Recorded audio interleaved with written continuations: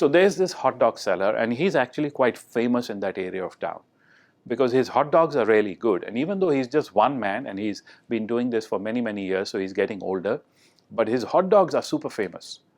And every lunchtime, every day of the week, a line forms in front of his hot dog stall, and people come to buy those hot dogs and he sells them. So he's very successful as a hot dog seller can be. He loves his work.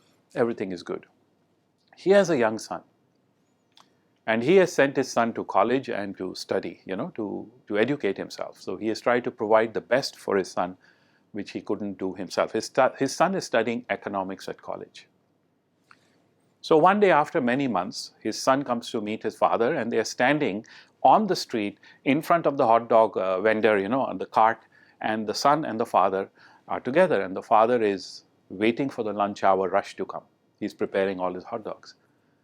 So the son asks his father, he says, "Dad, how's business? How's it going?" And the father says, "Extremely well. I'm fully blessed, nothing to complain about."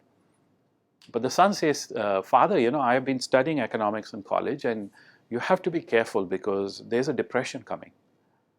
Things are going to get very difficult, very tight, and you have to be careful because you have to conserve money. People will not be giving you the business now. What they're giving you, it'll change in the next couple of months. So please be careful, Father, and keep that in mind. Okay, a depression is coming. You have to prepare for it."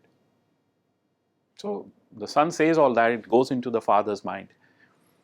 Lunchtime happens. Clients come as usual. Long line forms. He serves everybody. After lunch, they go away. He's had a good, abundant day. He goes home. But at night, the thoughts come back to him about what his son said.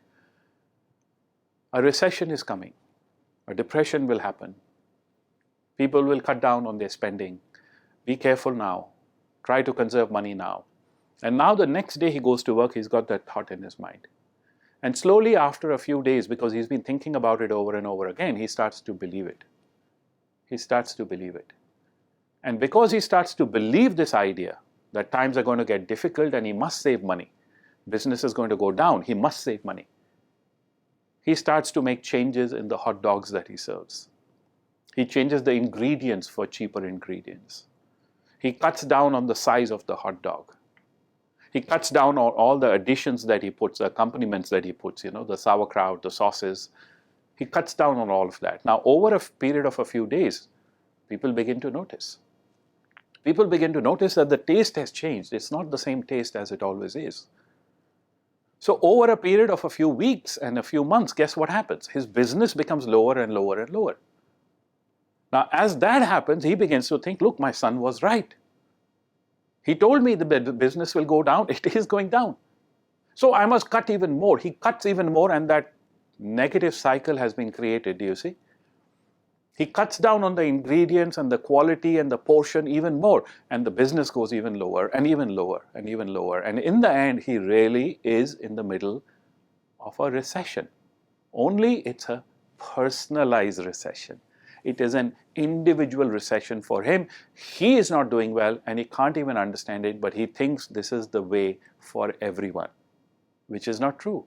There is no recession. It's in his mind, and now he has manifested it in his life. Your beliefs become your behavior, become your outcome.